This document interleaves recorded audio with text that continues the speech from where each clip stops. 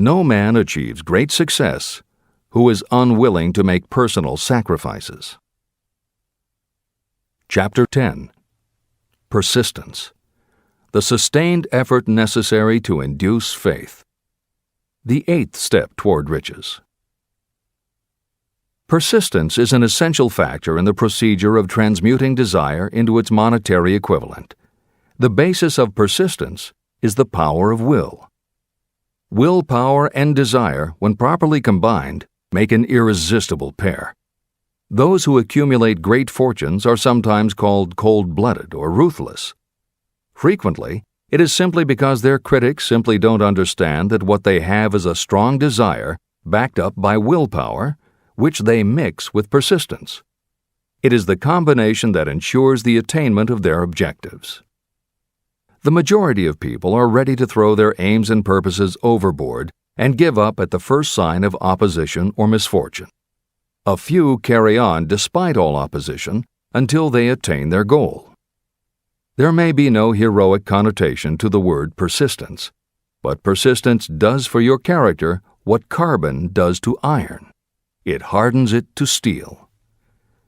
The building of a fortune will involve the application of the entire 13 factors of this philosophy. These principles must be understood, and they must be applied with persistence by all who accumulate money. Your test of persistence. If you are reading this book with the intention of seriously applying the knowledge, the first test of your persistence will come when you begin to follow the 6 steps described in the 3rd chapter, desire. Unless you are one of the few people who already have a definite goal and a definite plan for its attainment, you may read the instructions, but you will never actually apply them in your daily life.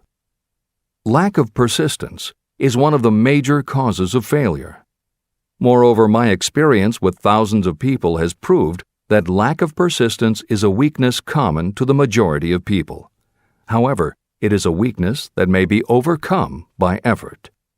The ease with which lack of persistence may be conquered will depend entirely upon the intensity of your desire.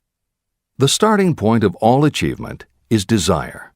Keep this constantly in mind. Weak desires bring weak results, just as a small amount of fire makes a small amount of heat. If you are lacking in persistence, this weakness may be remedied by building a stronger fire under your desires. Continue reading through to the end of this book. Then go back to Chapter 3 and start immediately to carry out the instructions for using the 6 steps. The eagerness with which you follow these instructions will indicate clearly how much or how little you really desire to accumulate money. If you find that you are indifferent, you may be sure that you have not yet acquired the money consciousness that you must possess before you can be sure of accumulating a fortune. Fortunes gravitate to those whose minds have been prepared to attract them, just as surely as water gravitates to the ocean. If you are weak in persistence, focus on the instructions in Chapter 11, Power of the Mastermind. Surround yourself with a mastermind group, and through the cooperation of the members of this group, you can develop persistence. You will find additional instructions for the development of persistence in Chapter 5, Autosuggestion, and in Chapter 13, The Subconscious Mind. Follow the instructions in these chapters until you build up habits that convey to your subconscious mind a clear picture of the object of your desire. From that point on, you will not be handicapped by lack of persistence. Your subconscious mind works continuously while you are awake and while you are asleep. Are you money conscious or poverty conscious? Occasional effort to apply the rules will be of no value to you. To get results, you must apply all of the rules until they become a fixed habit with you. In no other way can you develop the necessary money consciousness. Just as money is attracted to those who have deliberately set their mind on it, poverty is attracted to those whose mind is open to it. And although money consciousness must be developed intentionally, poverty consciousness develops without conscious application of habits favorable to it. Poverty consciousness will seize the mind that is not occupied with money consciousness. If you understand the point of the preceding paragraph, you will understand the importance of persistence in the accumulation of a fortune. Without persistence, you will be defeated even before you start. With persistence, you will win. If you have ever had a nightmare, you will realize the value of persistence. You are lying in bed, half awake, with a feeling that you are about to smother. You are unable to turn over or to move a muscle. You realize that you must begin to regain control over your muscles. Through persistent effort of willpower, you finally manage to move the fingers of one hand. By continuing to move your fingers, you extend your control to the muscles of one arm until you can lift it. Then you gain control of the other arm. You finally gain control over the muscles of one leg, and then extend it to the other leg. Then, with one supreme effort of will, you regain complete control over your muscular system and snap out of your nightmare. You did it step by step. You may find it necessary to snap yourself out of your mental inertia in a similar way. First, by moving slowly, then increasing your speed until you gain complete control over your will. Be persistent, no matter how slowly you may have to move at first. With persistence will come success. Snap out of mental inertia. If you select your mastermind group with care, you will have in it at least one person who will aid you in the development of persistence. Some people who have accumulated great fortunes did so because of necessity. They developed the habit of persistence because circumstances forced them to become persistent. Those who have cultivated the habit of persistence seem to enjoy insurance against failure. No matter how many times they are defeated, they finally arrive up toward the top of the ladder. Sometimes it appears that there is a hidden guide whose duty is to test us through all sorts of discouraging experiences. Those who pick themselves up after defeat and keep on trying finally arrive, and the world says, "I knew you could do it." The hidden guide lets no one enjoy great achievement without passing the persistence test. Those who can't take it simply do not make the grade. Those who can take it are rewarded for their persistence, and in return they get the goal they are pursuing. But that is not all. They receive something infinitely more important than material compensation: the knowledge that every failure brings with it the seed of an equivalent advantage. Persist past your failures. The people who learn from experience the importance of persistence will not accept defeat as being anything more than temporary. They are the ones whose desires are so persistently applied that defeat is finally changed into victory. We see that an overwhelmingly large number of people go down in defeat, never to rise again. We also see the few who take the punishment of defeat as an urge to greater effort. But what we do not see, what most of us never suspect of existing, is the silent but irresistible power that comes to the rescue of those who fight on in the face of discouragement. If we speak of this power at all, we call it persistence and let it go at that. One thing is sure: if you do not have persistence, you will not achieve noteworthy success in any calling. As I am writing these lines, I can look out the window and see, less than a block away, the great mysterious Broadway, the graveyard of dead hopes and the front porch of opportunity. From all over the world, people have come to Broadway seeking fame, fortune, power, love, or whatever it is that human beings call success. Once in a great while, someone steps out from the long procession of seekers, and the world hears that another person has conquered Broadway. But Broadway is not easily nor quickly conquered. Broadway acknowledges talent, recognizes genius, and pays off in money only after a person has refused to quit. The secret is always inseparably attached to one word: persistence. Editor's comments. Today we think of making it on Broadway in terms of the theater, but here Napoleon Hill uses Broadway as a metaphor for the New York arts, publishing, and entertainment industries in general. In the original edition of Think and Grow Rich, Hill used this introduction to tell of Fannie Hurst, one of the best-selling authors of the day, who pounded the streets of New York for 4 years and received 36 rejection slips from one publisher alone before her persistence paid off and she finally got published. Although Napoleon Hill chose Fannie Hurst to illustrate his point about overcoming poverty and adversity, he knew all about both from personal experience. Hill's own story is one of very humble beginnings and devastating failures that would have defeated most people. It was only through his extraordinary persistence that the original edition of the book you hold in your hands was published. And for that reason, the editors of this edition have included this brief biography of Napoleon Hill. The following is adapted from A Lifetime of Riches, the biography of Napoleon Hill, written by Michael J. Ritt Jr. and Kirk Landers, and also draws upon Napoleon Hill's first bestseller, his 4-volume masterwork, Law of Success. In it, Hill told of the 7 turning points in his own life, and those excerpts told in his words are told in the first person. Born into poverty in the backwoods of Virginia, young Nap, as he was called, was the local gun-toting troublemaker. He would probably have ended up a criminal had his widowed father not met and married Martha Ramey Banner. Nap's new stepmother set out to change the family's mountain ways, and she started by trading Napoleon a typewriter for his 6-shooter pistol. She told him, "If you become as good with a typewriter as you are with that gun, you may become rich and famous and known throughout the world." Her faith and encouragement turned young Nap around, and by the age of 15, he was submitting stories to the local newspapers and doing everything he could to get himself out of his meager circumstance. After completing high school and 1 year at a business college, he wrote an audacious letter to Rufus Ayers, one of the most powerful men in the coal industry. Hill wrote to apply for a job, but he said that he didn't want a salary. In fact, he said he would pay Ayers. Hill proposed that Ayers could charge him whatever he wanted on a monthly basis, but if at the end of 3 months Hill had proved his worth, he then would expect Ayers to pay him a salary of the same monthly amount.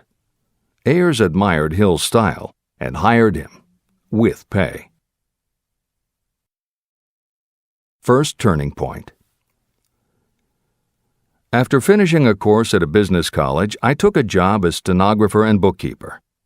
As a result of having practiced the habit of performing more work and better work than that for which I was paid, I advanced rapidly until I was assuming responsibilities and receiving a salary far out of proportion to my age. Hill also proved to be so trustworthy and honest that Ayers promoted him to replace the manager, making this 19-year-old the youngest manager of a mine and in charge of 350 men. Then fate reached out and gave me a gentle nudge.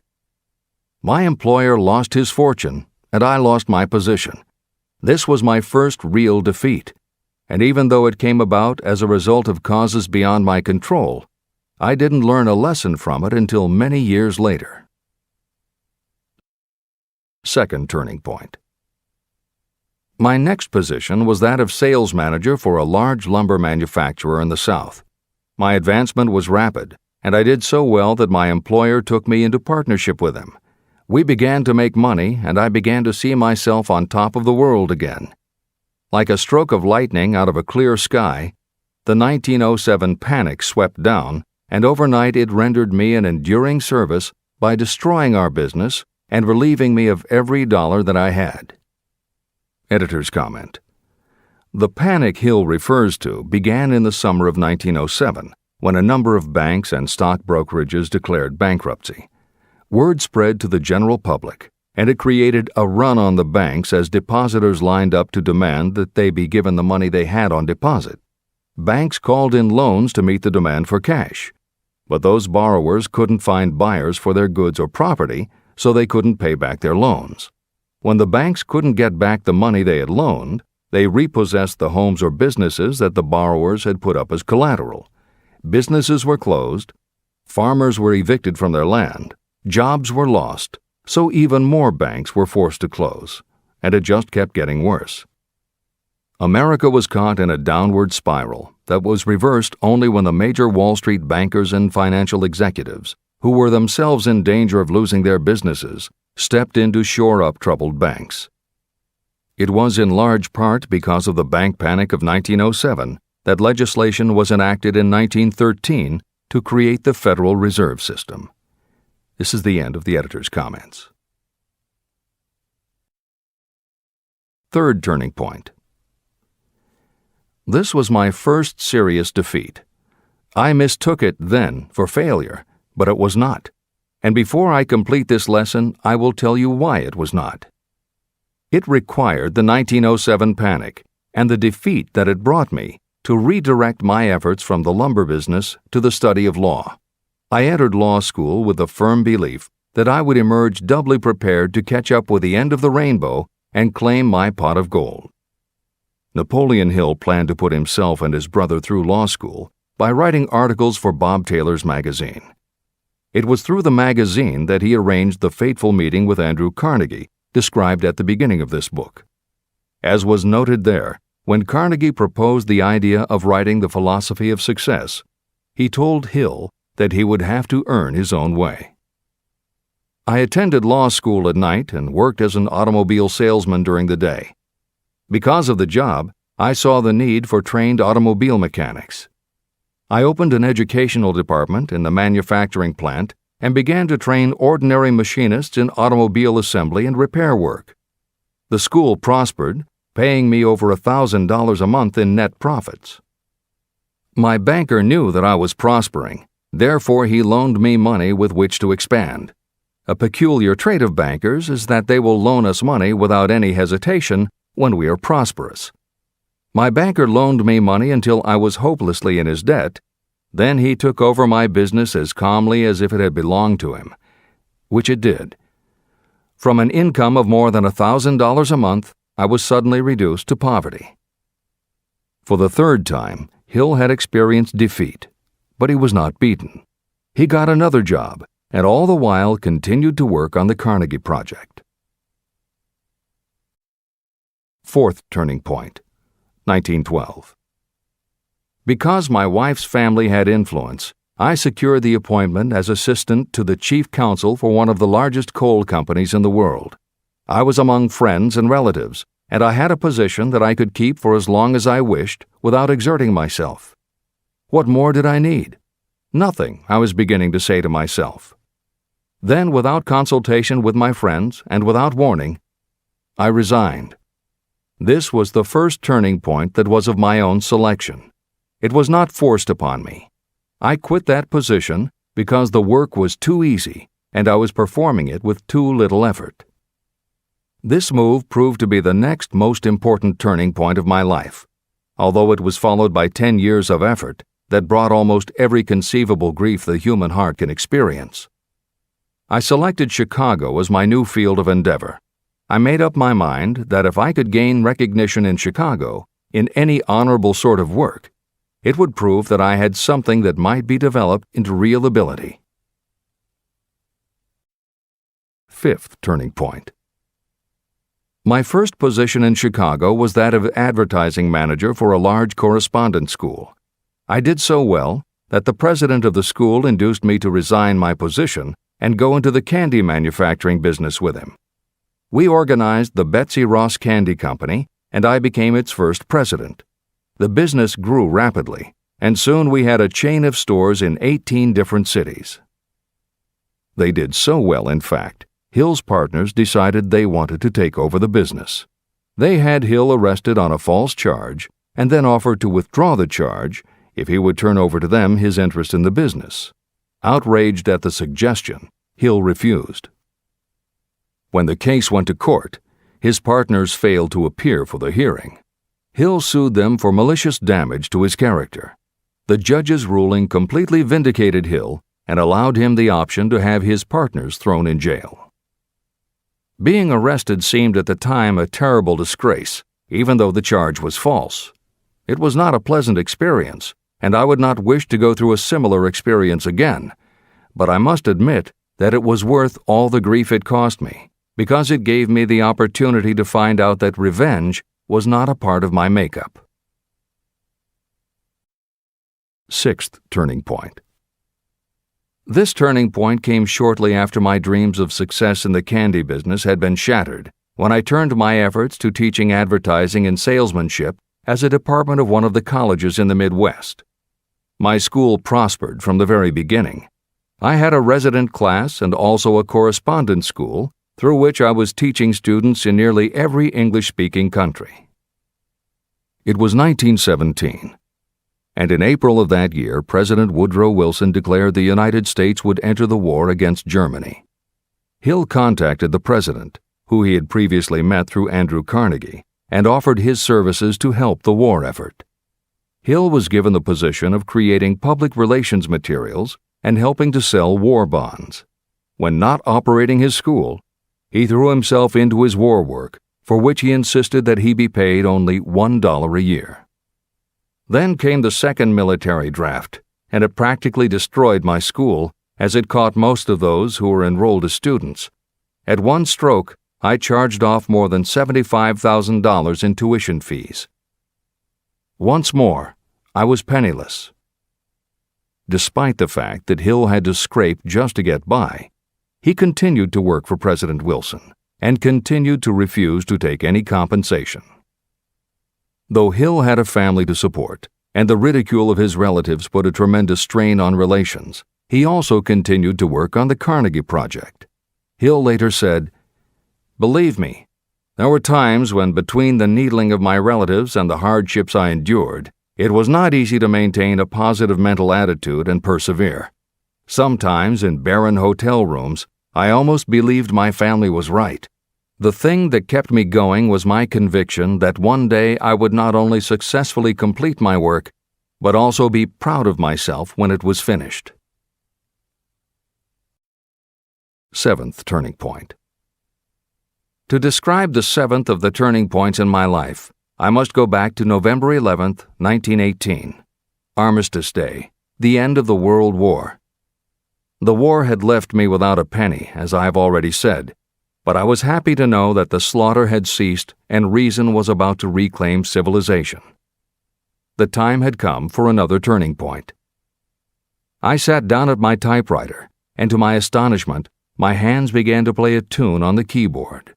I had never written so rapidly or so easily before. I did not plan or think about what I was writing. I just wrote whatever came into my mind. What Hill wrote was a long essay in which he described a new idealism based on the golden rule that he thought could emerge from the war. He declared that he would help spread the word and promised that somehow he was going to find the money to launch a new magazine to be called Hill's Golden Rule. He took his essay to George Williams, a Chicago printer he had met while working at the White House, and by early January of 1919, Hill's Golden Rule magazine was on the newsstands. The first issue was 48 pages. In the beginning, with no money to pay anyone else, Hill wrote and edited every word himself, changing his writing style for each article as well as using a variety of pen names. Additional staff was hired later, which soon led to problems on the inside and on the outside, and Williams attempted to buy out Hill's share of the business. But when Hill realized that one stipulation of the buyout prevented him from any involvement in a competing publication, in October of 1920, he simply left. By April of 1921, he had raised the money for a new publication, Napoleon Hill's magazine, the foundation of which was again the Golden Rule. But it also expanded into presenting many of the principles of success that would become the basis of Hill's later books. The magazine's acceptance and success also led to Hill's success as a speaker and motivator, which led to even greater success for the magazine. At the same time, Napoleon Hill was working with one of the inmates of a penitentiary to develop a correspondence course, which he took to the prisons to encourage prisoner rehabilitation. Most everything Hill did during this time was successful, and the success of the prison program was significant. But the greed of two members of the board of directors, one of whom was the prison chaplain, eventually led in 1923 to the demise of not only the educational rehabilitation programs, but also the magazine and numerous other successful offshoot ventures. The bleak irony as Michael Ritt notes in A Lifetime of Riches, was that few enterprises in the 1920s could have been more idealistic or humanitarian in concept. Yet in seeking to stir goodness in men's souls, these enterprises had stirred mean-spirited men to a bloodlust that destroyed everything. Without his magazine, Hill went back to teaching and lecturing, which led to an introduction to a crusading newspaper publisher, Don Mellett, who offered to help Hill publish the results of his work on the Carnegie Project. At this same time, Mellett learned that Prohibition gangsters were selling narcotics and bootleg liquor to school children in Canton, and members of the local police force were being bribed to do nothing about it.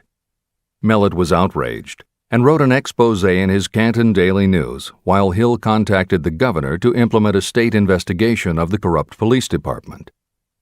A week before Hill and Mellett were to finalize the financing for the publication of Hill's book, Don Mellett was ambushed outside his home and assassinated by a gangster and a renegade cop.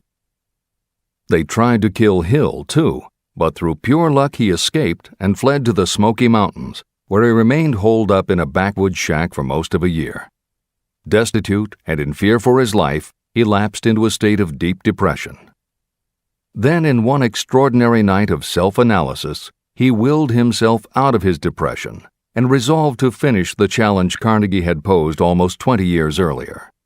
Hill went to Philadelphia, convinced a publisher to put up the money, then worked night and day for almost 4 months to finish the manuscript. In March of 1928, Hill published the results of his efforts, a multi-volume masterwork entitled Law of Success. No one had ever seen anything like it. It was a phenomenon, a runaway bestseller. A little over a year later, while Hill was finally enjoying the fruits of his long labors, the stock market crash of '29 hit. The bottom fell out of everything, including the market for books. Though he never gave up on his vision, like the rest of America, Hill struggled through the Depression.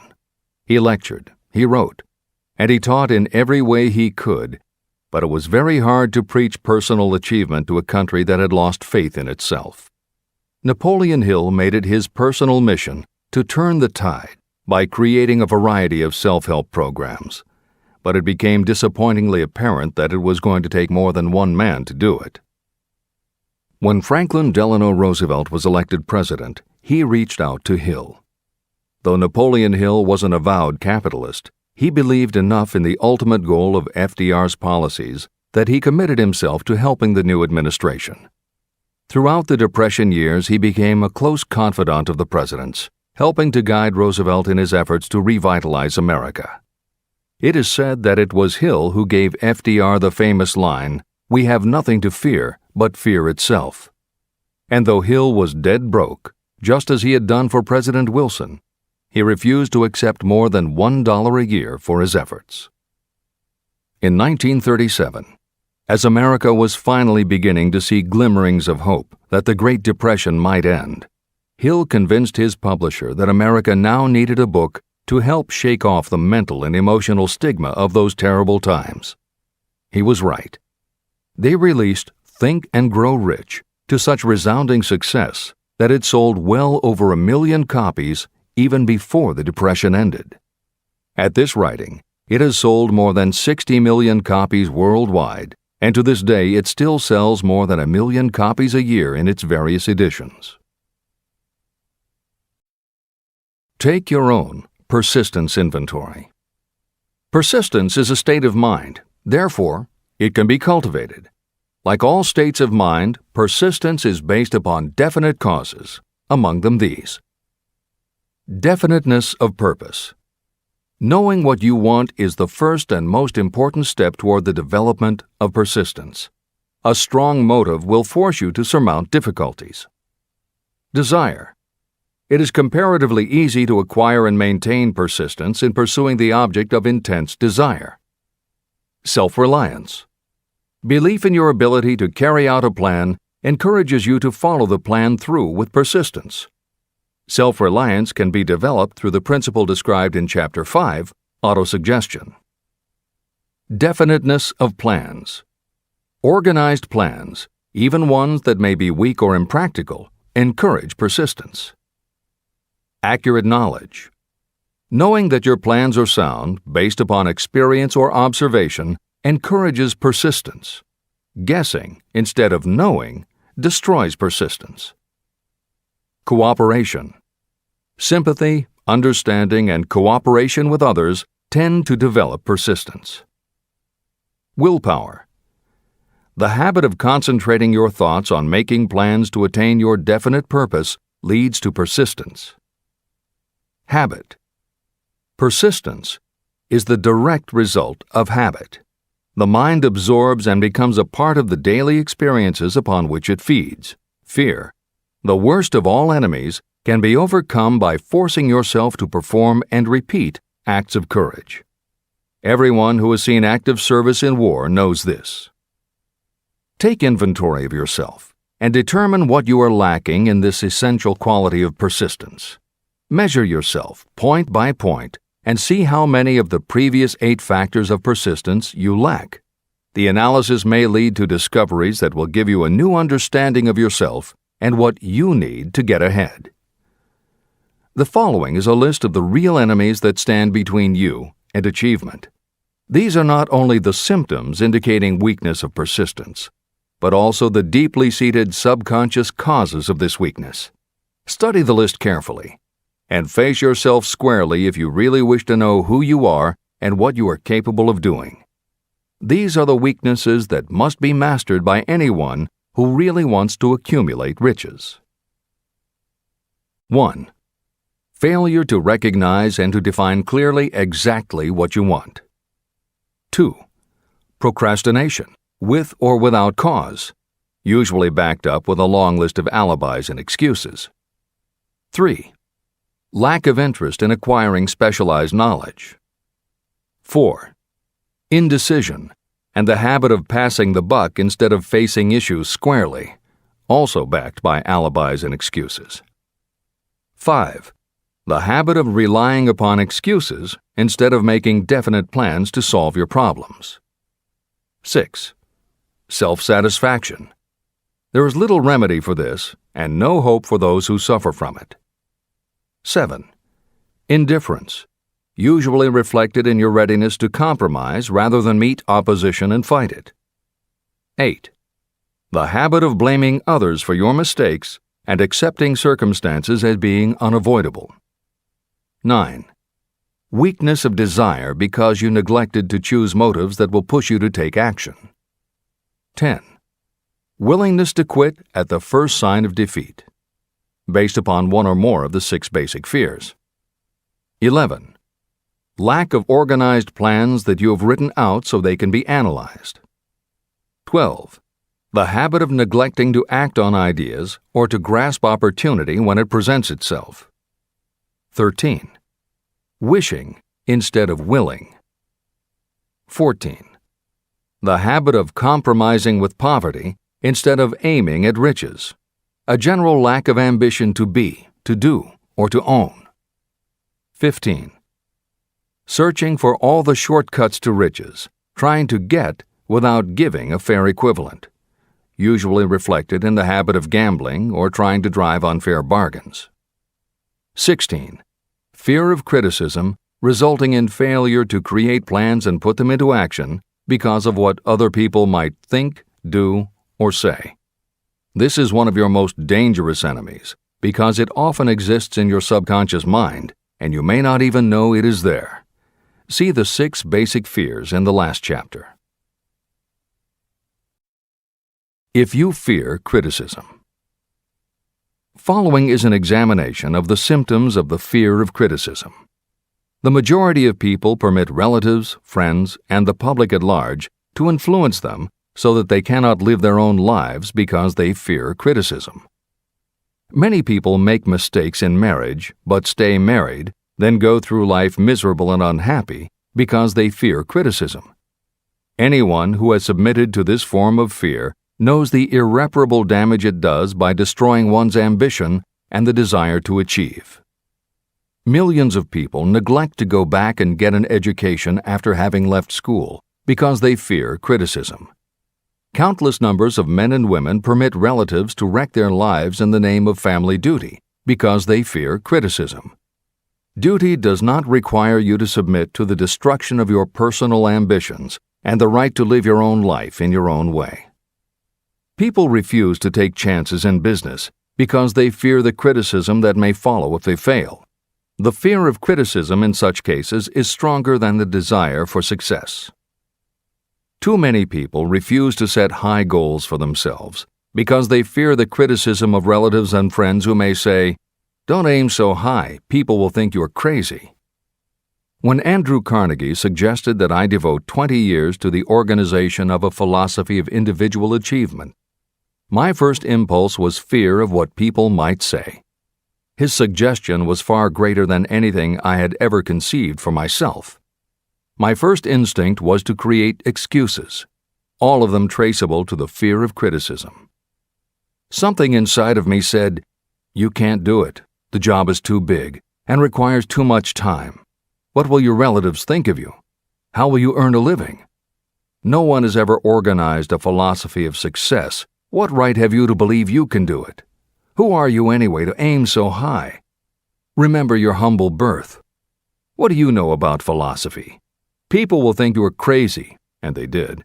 "Why hasn't some other person done this before now?"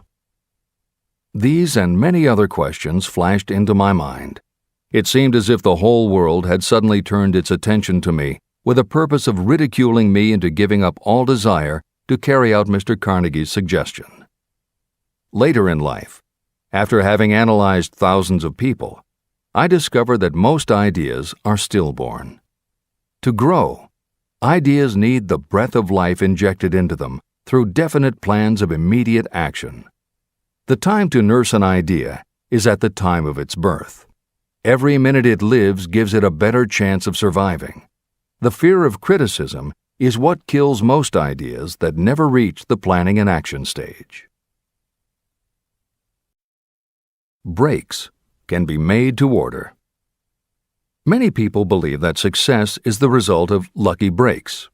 There may be something to that, but if you depend upon luck, you will almost surely be disappointed. The only break anyone can afford to rely on is a self-made break. These come through the application of persistence. The starting point is definiteness of purpose. Editor's comments.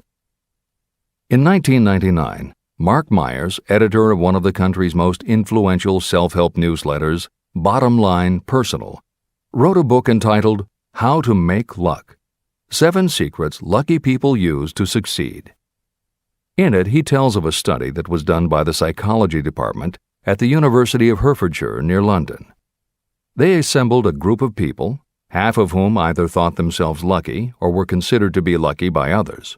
The other half of the group believed they were unlucky. They were all brought to campus to watch a computerized random coin toss. Each person watched as a cartoon elf came on screen and flipped a coin. Each was asked to call heads or tails. The results of the experiment proved that the unlucky group guessed right approximately the same number of times as the lucky group. In follow-up interviews, the researchers concluded that the only difference between so-called lucky and unlucky people was that the lucky people tended to remember the good things that had happened in their lives, and those that thought they were unlucky tended to dwell on the bad things. The scientific fact is that luck, in terms of calling a coin toss, spinning a wheel, or turning a card, is completely random, and there's nothing we can do about it. All we can control is what we say and do. Everything else that happens to us depends upon the actions of others and the random world in which we live. Then why do some people seem to be so lucky and get all the lucky breaks? Myers says it is because, unlike luck, lucky breaks are something you can control, and lucky people, whether they know it or not, have taken specific steps to make their good luck. You can influence lucky breaks in 2 ways. You have to intentionally put yourself in luck's way, and you must make people want to help you because they believe that you deserve their help. Once you have let the world know you are ready for a break, luck is largely a matter of being introduced to opportunities by people who open doors for us. Myers calls these people gatekeepers. Gatekeepers offer help not only out of goodwill, but also because they hope you will help them in return when you are in a position to do so. People who are lucky make it a point to impress their gatekeepers so that they will be the first to come to mind when opportunities arise. Your gatekeepers must believe that you deserve a break, and that it is worth it to them to give you one. One of the best ways to do that is simply to behave and act lucky. If you act like a loser, people think you are a loser. If you perceive yourself as lucky, it will be easier for others to see you that way. And if you are believed to be a lucky person, your chances of receiving lucky opportunities will increase, partly because others hope some of your luck will rub off on them. This is the biggest secret lucky people know. They know that when they seem lucky, more people want to help them. There are people waiting to make a difference in your life if you show them you are willing to make an effort and that you are enthusiastic. Mark Meyer's book is devoted to explaining ways to do that. As Hill says, the only lucky break anyone can afford to rely upon is a self-made break. These come through the application of persistence. The starting point is definiteness of purpose. This is the end of the editor's comments. If you stop the first 100 people you meet on the street and ask them what they want most in life, 98 of them would not be able to tell you. If you press them for an answer, some will say security, many will say money, a few will say happiness, and others will say fame and power. Some might tell you they want social recognition, ease in living, the ability to sing, dance, or write. But none of them will be able to give you the slightest indication of a plan by which they hope to attain these vaguely expressed wishes. Riches do not respond to wishes. They respond only to definite plans backed by definite desires through constant persistence. How to develop persistence. There are 4 simple steps that lead to the habit of persistence. They call for no great amount of intelligence, no particular amount of education, and little time or effort. These necessary steps are: 1. A definite purpose, backed by a burning desire for its fulfillment. 2. A definite plan, expressed in continuous action. 3. A mind closed tightly against all negative and discouraging influences, including negative suggestions of relatives, friends, and acquaintances. 4. A friendly alliance with one or more persons who will encourage you to follow through with both plan and purpose. These 4 steps are essential for success in all walks of life. An important purpose of the 13 principles of this philosophy is to enable you to take those 4 steps as a matter of habit. They are steps by which you may control your economic destiny. They are steps that lead to freedom and independence of thought. They are steps that lead to riches, in small or great quantities. They are steps that lead the way to power, fame, and worldly recognition. They are 4 steps that guarantee favorable breaks. They are steps that convert dreams into physical realities. They are steps that lead also to the mastery of fear, discouragement, indifference. There is a magnificent reward for anyone who learns to take these 4 steps. It is the privilege of writing your own ticket and of making life yield whatever price is asked. How to master difficulties. What mystical power gives people of persistence the capacity to master difficulties? Does the quality of persistence set up in your mind some form of spiritual, mental, or chemical activity that gives you access to supernatural forces? Does infinite intelligence throw itself on the side of the person who still fights on when the whole world seems to be against them? These and many other similar questions were in my mind as I watched Henry Ford start from scratch and build an industrial empire with little more than persistence. Or Thomas A. Edison, who, with less than 3 months of schooling, became the world's leading inventor. He turned his persistence into sound recording and playback machines, motion picture cameras and projectors, and the incandescent light, to say nothing of 100 other useful inventions. I had the opportunity to analyze both Mr. Edison and Mr. Ford up close and personal, year by year, over a long period of time. So I speak from actual knowledge when I say that I found no quality except persistence in either of them that even remotely suggested the major source of their stupendous achievements. If you make an impartial study of the prophets, philosophers, and religious leaders of the past, you will come to the inevitable conclusion that persistence, concentration of effort, and definiteness of purpose were the major sources of their achievements. Consider, for example, the fascinating story of Muhammad. Analyze his life. Compare him with men of achievement in this modern age of industry and finance, and observe how they all have one outstanding trait in common: persistence. If you want to understand more about the power of persistence and how it works, I strongly suggest that you read a biography of Muhammad. Editor's comments. At the beginning of the 21st century, there was an increased interest in Islam due to the attacks on the World Trade Center and the subsequent war on terror. Consequently, the modern reader will have no difficulty finding a number of very good books about Muhammad. At the time that Hill was writing the first edition of Think and Grow Rich, one of the best biographies of Muhammad was written by Esad Bey, who was born in Baku, Azerbaijan, the son of a Jewish businessman named Nusenbaum. Later, he changed his name when he converted to Islam. During the Russian Revolution, he fled his home for Berlin, where he lived until the rise of Hitler again forced him to move, first to Austria and then finally to Italy. It is believed by some that this man, known as Esad Bey, also wrote under another pen name, Kurban Said, and was in fact the author of the acclaimed Azerbaijani novel, Ali and Nino. That Napoleon Hill was very impressed with this particular biography of Muhammad is clear from his recommendation, which follows. I strongly suggest that you read a biography of Muhammad, especially the one by Esad Bey. This brief review of that book, which appeared in the Herald Tribune, will provide a preview of the rare treat in store for those who take the time to read the entire story of one of the most astounding examples of the power of persistence known to civilization. The Last Great Prophet. Reviewed by Thomas Sugru. Muhammad was a prophet, but he never performed a miracle. He was not a mystic.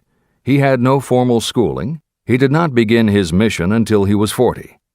When he announced that he was the messenger of God, bringing word of the true religion, he was ridiculed and labeled a lunatic. Children tripped him, and women threw filth upon him. He was banished from his native city, Mecca, and his followers were stripped of their worldly goods and sent into the desert after him. When he had been preaching 10 years, he had nothing to show for it but banishment, poverty, and ridicule. Yet before another 10 years had passed, he was dictator of all Arabia, ruler of Mecca, and the head of a new world religion which was to sweep to the Danube and the Pyrenees before exhausting the impetus he gave it. That impetus was threefold: the power of words, the efficacy of prayer, and man's kinship with God. His career never made sense. Muhammad was born to impoverished members of a leading family of Mecca. Because Mecca, the crossroads of the world, home of the magic stone called the Kaaba, great city of trade and the center of trade routes, was unsanitary, its children were sent to be raised in the desert by Bedouins. Muhammad was thus nurtured, drawing strength and health from the milk of nomad, vicarious mothers. He tended sheep and soon hired out to a rich widow as leader of her caravans. He traveled to all parts of the Eastern world, talked with many men of diverse beliefs, and observed the decline of Christianity into warring sects. When he was 28, Khadijah, the widow, looked upon him with favor and married him. Her father would have objected to such a marriage, so she got him drunk and held him up while he gave the paternal blessing. For the next 12 years, Muhammad lived as a rich and respected and very shrewd trader. Then he took to wandering in the desert, and one day he returned with the first verse of the Koran and told Khadijah that the archangel Gabriel had appeared to him and said that he was to be the messenger of God. The Koran, The revealed Word of God was the closest thing to a miracle in Muhammad's life. He had not been a poet. He had no gift of words. Yet the verses of the Quran, as he received them and recited them to the faithful, were better than any verses which the professional poets of the tribes could produce. This, to the Arabs, was a miracle. To them, the gift of words was the greatest gift. The poet was all-powerful. In addition, the Quran said that all men were equal before God, that the world should be a democratic state, Islam. It was this political heresy, plus Muhammad's desire to destroy all the 360 idols in the courtyard of the Kaaba, which brought about his banishment. The idols brought the desert tribes to Mecca, and that meant trade. So the businessmen of Mecca, the capitalists, of which he had been one, set upon Muhammad. Then he retreated to the desert and demanded sovereignty over the world. The rise of Islam began. Out of the desert came a flame which would not be extinguished. A democratic army, fighting as a unit and prepared to die without wincing.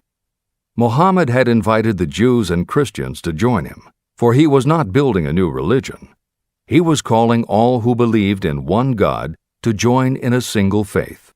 If the Jews and Christians had accepted his invitation, Islam would have conquered the world. They didn't. They would not even accept Muhammad's innovation of humane warfare.